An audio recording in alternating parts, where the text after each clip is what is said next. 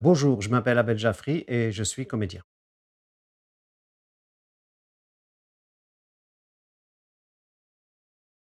J'habitais donc en banlieue, donc dans le 93, à Aubervilliers exactement, et je fréquentais ce qu'on appelait des MJC. Il y avait plusieurs activités, évidemment, il y avait du sport, du foot, du karaté, toutes ces choses-là, et il y avait aussi une activité théâtre qu'on faisait entre nous pour s'amuser, et un beau jour, il y a eu un metteur en scène qui est venu voir, ce qu'on faisait. Et il est revenu, quelque temps plus tard en disant: «Voilà, je monte une pièce professionnelle, je suis intéressé. Est-ce que, voilà, tu voudrais pas jouer dans ma pièce?» Sauf qu'à ce moment-là, je saisissais pas exactement, mais professionnel, comment ça professionnel? Et là, il me dit: «Non, mais professionnel, ça veut dire que tu seras rémunéré, tu vas être payé pour pouvoir continuer à jouer». Ah, j'ai dit: «D'accord». Le casting est une chose qui n'est pas facile et qui n'est pas évidente du tout. Pour des raisons simples qu'on dit jamais. Hem Parfois, le casting travaille sur plusieurs films en même temps. Le casting, malheureusement, parfois manque de temps parce qu'on lui réduit son temps de préparation et on lui donne des indications précises.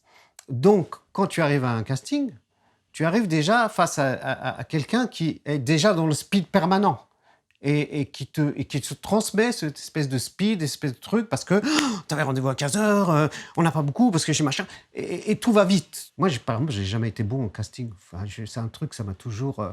Je me sens beaucoup plus à l'aise quand je suis sur un plateau. Là, tout va bien. Et c'est d'autant plus difficile, pas forcément pour les rôles principaux, tous les petits rôles qu'on voit dans les films. C'est très dur parce que tu es casté un mois et demi, 2 mois avant. On t'a casté pour faire le coursier qui va venir, qui va livrer une pizza et qui va dire: «Ouais, bonjour madame», tu as 2 répliques qui se battent en duel et tu arrives en plein milieu du tournage, tout le monde se connaît, tout le monde se prépare, tout le monde se parle avec tout le monde et toi tu es là, on dit: «Oui, il est où là le gars qui a fait le casting?» On sait même plus, on te reconnaît presque plus et on dit: «Bah, viens, bah, ça va être à toi» et puis là, on te met la pression et puis les acteurs, eux, qui ont l'habitude, qui connaissent tous les techniciens: «Mais t'inquiète pas, gna gna gna» et tout d'un coup, tu es là et dès qu'il y a un truc qui va pas, on dit: «Mais non, mais putain, mais tu l'avais bien fait aux essais, s'il te plaît, re». J'avais fait un court métrage, ici à Paris, à Bobigny. Un petit court métrage, tu sais, avec pas d'argent, machin, le truc que tous les comédiens, comédiennes connaissent. On tournait la nuit, dans le froid, donc il y avait pas de loge, il y avait rien de tout ça. Je me rappelle parce qu'à un moment donné, j'ai dû prendre une couverture pour m'allonger par terre et comme c'était au mois de décembre, janvier, il faisait très froid. C'était extrêmement, extrêmement difficile parce que le froid, ça veut dire quoi aussi quand tu joues? Après on dit: «Eh vas-y, c'est à toi». Tu dois avoir l'air, très enjoué, très naturel et tout, mais tu tes muscles, eux, ils sont c'est des bouts de bois, tu vois? Bref, on fait ce court métrage et un jour, le réalisateur m'appelle et me dit: «Oui, tu sais Abel, le film, il est sectionné dans un festival en Suisse, à Genève et moi je peux pas y aller, mais tu es l'acteur du film, est-ce que tu pourras pas y aller?» Je dis: «Ah ouais, super, moi j'y vais, festival, j'en avais pas fait, je suis tout content de me retrouver, dans un festival, pour présenter le film». Donc voilà, je fais mon travail et tout et on arrive à la fin du festival et comme souvent dans les festivals, à la fin, il y a toujours une petite fête avec les remises de prix et tout. Donc je passe la soirée dans ce festival, à cette fête, mais moi je connais personne, tu vois? Je connais quelques personnes comme ça, mais c'est pas des amis, c'est pas bon, bref et je suis là et à un moment donné, je me retrouve avec une dame qui est là avec moi au bar et on discute, mais très naturellement et on à la fin de la soirée, elle me dit: «Oh, vous savez, je suis casting American, j'aimerais bien que vous m'envoyiez un dossier». J'ai dit: «Ouais, d'accord, je vous laisse ma carte». Donc elle me donne sa carte. Moi, je prends la carte, je la mets dans ma poche et le festival se termine, je rentre à Paris et j'arrive à Paris, je vais voir mon agent de l'époque, c'était, David Vatinet, mais j'étais pas avec David, j'étais avec Isabelle Poyatos et alors, je sais pas, bah, rien, je suis allé à un festival, je lui raconte et je lui dis: «Mais tu sais, j'ai rencontré une casting, elle m'a dit qu'il fallait qu'on lui envoie un dossier». «Ah d'accord, oui et c'est qui?»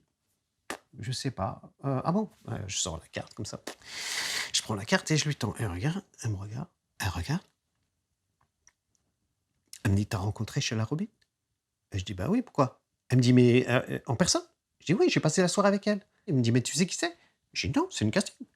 Elle me dit: «Non, c'est une des plus grandes castings américaines, c'est elle qui s'occupe des films de Scorsese, de tout ça».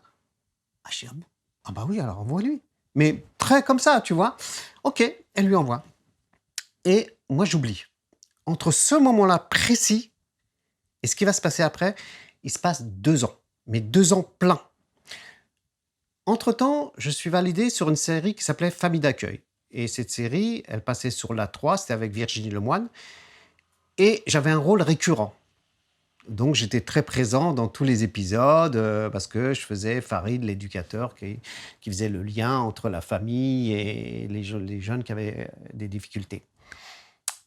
Et on tournait en province à Bordeaux. Et je sors du plateau, donc, et je rallume mon portable, et le portable il sonne.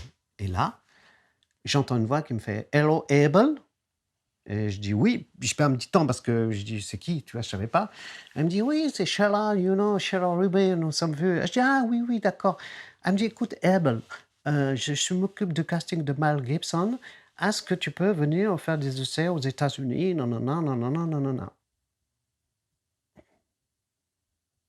Je lui dis non, Sheila, je suis désolé, je suis sur un téléfilm, je suis récurrent et je peux pas m'absenter comme ça parce que j'ai plein de jours de tournage éclatés, je peux pas m'absenter une semaine. Ah, elle me dit: «Oh OK, je comprends, no problème». Elle me dit: «Écoute, Abel, dans un mois, on va être en Europe, je te rappelle à ce moment-là». Je dis: «OK». Je raccroche le portable et quand je raccroche le portable, je bah, voilà, j'ai laissé passer ma chance. Je pensais ça. Bon, je dis: «Bon, tant pis, c'est comme ça, de toute façon, je travaille, voilà, c'est pas grave». Sauf que un mois après, au jour près, comme je te le raconte, hein, à nouveau le téléphone il sonne. Hello Abel? Oui, oh Sheila. Oui, Abel, nous sommes à Rome. Est-ce que tu serais disponible? Ah oui, là je suis disponible. Ok, on te faxe le texte et tout. On va te mettre un avion, tel jour, telle heure. Tu es à l'aéroport, on vient te chercher. D'accord. J'arrive à l'aéroport, je suis un peu paumé comme ça. Puis je vois un mec en costume avec mon nom, une carte comme ça. Vous êtes monsieur Benjamin? Oui, oui. Venez. Voiture Mercedes noire et tout. Je dis waouh. Mais moi j'y vais, tu sais, en mode décontracté parce que je me dis si je peux serrer la main à Mel Gibson, quand même, c'est un mec qui nous a fait rêver, tu vois. Mel Gibson, pour nous, c'était Mad Max, tu vois, tous ces grands films quand même, hein. Il n'y avait pas encore Apocalypto, mais il y avait déjà Mad Max, tu vois ce que je veux dire. Et donc je dis, ah ouais, c'est cool, je vais peut-être rencontrer Mad Max et tout, tu vois. Mais j'étais dans cet état d'esprit, je n'étais même pas en train de me dire, ouais, putain, le rôle et tout, non. Et j'arrive aux essais, et là, il y a une grande table comme ça, tu sais, tout en long comme ça, en V comme ça. Il y avait tout le monde, producteur exécutif, script, même le chef-op, tout le monde, mais pas de Mad Max. Je dis, putain, il n'est pas là. Bon, je fais mes essais, et puis, merci, au revoir. Mais bon, je dis, et l'avion était le soir à 18h. Donc, je dis, qu'est-ce que je vais faire? Je me dis, bon, ben, je vais aller visiter Rome. Après tout, c'est un musée à ciel ouvert, donc je vais en profiter pour visiter Rome. Je visite Rome, puis j'avais pas beaucoup de thunes, j'étais là, tout. Bon, je vais me prendre un bon petit kebab à Rome et tout. Et puis à 3 heures de l'après-midi, hello Abel, oui, Sheila? Écoute, Mel a vu les essais, on a bloqué une table, tu dînes avec lui ce soir et on t'a bloqué l'hôtel, tu repars que demain. Est-ce que c'est possible ou pas? Et voilà, en fait, ça s'est passé exactement comme ça. Et ça m'a permis de rencontrer Mel, et puis on a discuté. Et l'avantage, c'est que quand même, j'ai passé quasiment 1 an avec lui. C'est là aussi qu'on se rend compte que l'importance du court métrage. C'est-à-dire que moi, ce que je conseille, par exemple, à des gens qui font des écoles de cinéma, ou même qui font des courts métrages eux-mêmes en système D, tout ça, l'importance d'un court métrage. Parce que à partir, par exemple, de cette expérience, ce court métrage, ça m'a porté carrément sur une big production internationale énorme, tu vois. Et c'est là où on attend le moins en plus, parce qu'on a tendance peut-être à se dire: «Ah mais non, mais il faudrait que je rencontre machin dans telles conditions, nanana». Non, ouais, si tu te laisses toucher par la grâce, peut-être que tu peux être porté sur autre chose. C'est des rencontres. Et les comédiens, très souvent, ils se disent: «C'est important pour moi d'avoir un agent». Effectivement, c'est important. Mais il faut savoir que les agents eux-mêmes sont extrêmement sollicités. Donc tu es pas obligé à tout prix absolument d'avoir un agent dès le départ. Mais par contre, il y a un truc qui est intéressant quand tu as pas d'agent, c'est toi-même développer des rencontres, par exemple avec des réalisateurs ou des castings. Et si tu fais cette rencontre avec un réalisateur ou un casting qui te propose quelque chose, et c'est là que tu auras plus l'opportunité de d'avoir un agent. Parce que si tu l'appelles à ce moment-là, tu lui dis: «Écoutez, voilà, je vous appelle parce que j'ai un contrat, je n'ai pas d'agent, je cherche pas à rentrer chez vous, mais est-ce que vous pouvez m'aider à gérer mon contrat et tout ça?» Tu arrives, toi-même, tu proposes quelque chose. Donc l'échange devient beaucoup plus facile et peut-être cette personne se dira: «Ah bah tiens, il est intéressant lui. Il vient me proposer un contrat, donc peut-être faudrait que je m'intéresse à lui et que je le prenne dans l'agence». Après le festival de Cannes, le succès de Timbuktu, le téléphone n'a pas arrêté de sonner. N'a pas arrêté de sonner évidemment par rapport au film, bien évidemment, parce qu'il est quand même fait avec Abderrahmane Sako qui est un très grand cinéaste. Aussi toute l'équipe, des films du Warsaw, Sylvie Piala, qui ont suivi ce film, qui l'ont porté aussi avec toute l'équipe. Le moment d'après, là, c'est beaucoup de propositions. Des propositions de partout. Mais l'inconvénient de ces propositions, c'est qu'elles étaient similaires à ce qui avait été fait dans Timbuktu. C'est-à-dire qu'on me proposait beaucoup de rôles, mais encore une fois, c'était des rôles de djihadistes, chef djihadiste, futur djihadiste, un mec, tu vois, que des trucs comme ça. J'ai cassé ça. J'ai refusé. Et encore une fois, sans prétention, hein. Et difficile aussi, parce que ça veut dire aussi refuser du travail et refuser de l'argent. Mmh. Pourquoi? Parce que je voulais pas m'enfermer là-dedans. Je me suis donné ce temps-là, je l'ai payé cher, j'ai payé cher. Mais ce qui est bien, c'est que ça m'a pas empêché de travailler et ça m'a permis surtout de faire d'autres rencontres, d'autres rôles et de me projeter sur d'autres projets. Je n'ai pas rêvé de faire du cinéma et même, dans une période où ça marchait, heu, j'étais un peu détaché par rapport à ça. C'est-à-dire que, quand ça s'arrêtait, ben, je reprenais une vie tout à fait normale. Je continuais à aller travailler dans d'autres professions qui n'ont absolument rien à voir avec mon métier. J'ai fait coursier, j'ai fait vendeur, j'ai fait, représentant de commerce, comme beaucoup de gens, barman. Je dois avoir au moins 25 à 30 fiches de paye différentes. C'est parce qu'un acteur ou une actrice ne travaille pas, on le sait tous. Intermittent, ça veut dire ce que ça veut dire, c'est par période. Donc moi, je me suis jamais privé dans des moments difficiles de continuer à travailler.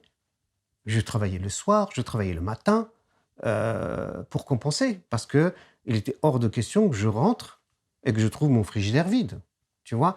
Étant donné que j'avais personne pour m'aider, et j'avais pas des gens qui pouvaient m'accompagner financièrement, donc c'était mon choix. Personne m'a mis le couteau sous la gorge, c'est moi qui ai décidé de continuer. Donc dans ces cas-là, c'était à moi de me débrouiller. La difficulté que j'avais par rapport à d'autres, c'était aussi qu'on me disait souvent: «Non mais attends, tu rien à faire, c'est pas ton papa, c'est un ouvrier, tu viens d'un milieu, voilà, très modeste». Je lui disais: «OK, mais moi, tu vois, là, ce que tu es en train de me dire, moi, ça me motive». Il y a quelque chose qui est faussé. Le cinéma, qu'on nous montre à travers les médias et principalement à travers la télévision, des choses comme ça, c'est un peu la caricature du cinéma. C'est-à-dire on te montre d'abord tous les artistes qui ont très bien réussi, mais on te montre que cette partie-là, en pensant que le cinéma, c'est que ça. D'ailleurs, c'est pour ça qu'il y a beaucoup de confusion, parce que les gens, quand tu dis: «Je fais du cinéma, je travaille», «Ah oui, je t'ai vu en tant qu'acteur. Ah oui, je t'ai vu dans le film. Ah oui, je t'ai vu dans le téléfilm». Pour eux, ça veut dire égal argent, égal cigare, égal belle voiture.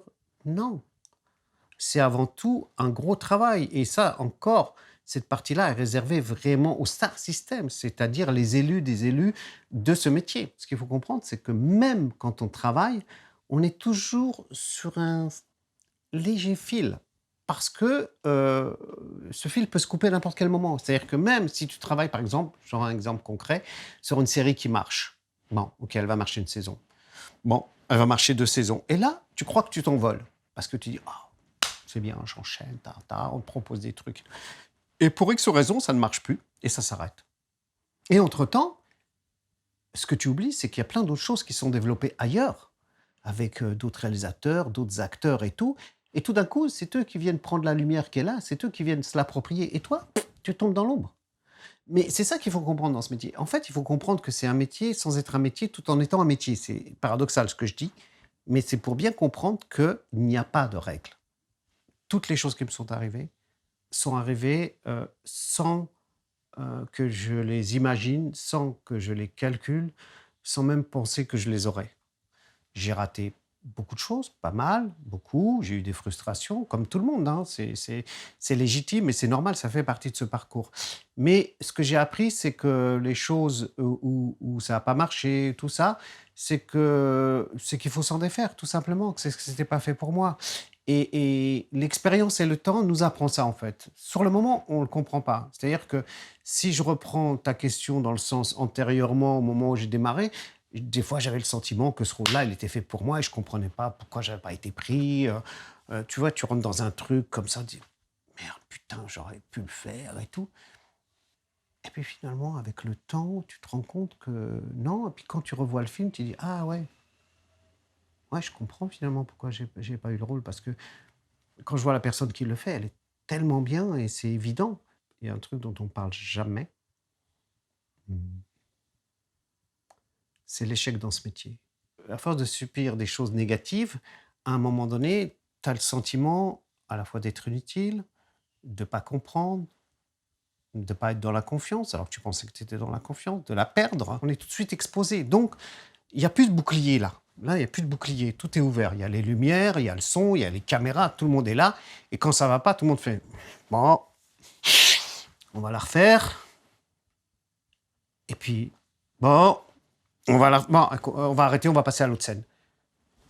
Et là, tu te dis: «Putain, comment j'ai pu foirer?» Et tu rentres à l'hôtel le soir, tu dis: «Non, bon allez, je vais manger, je vais oublier tout ça». Non, non, tu oublies pas parce que tu es nourri d'échecs.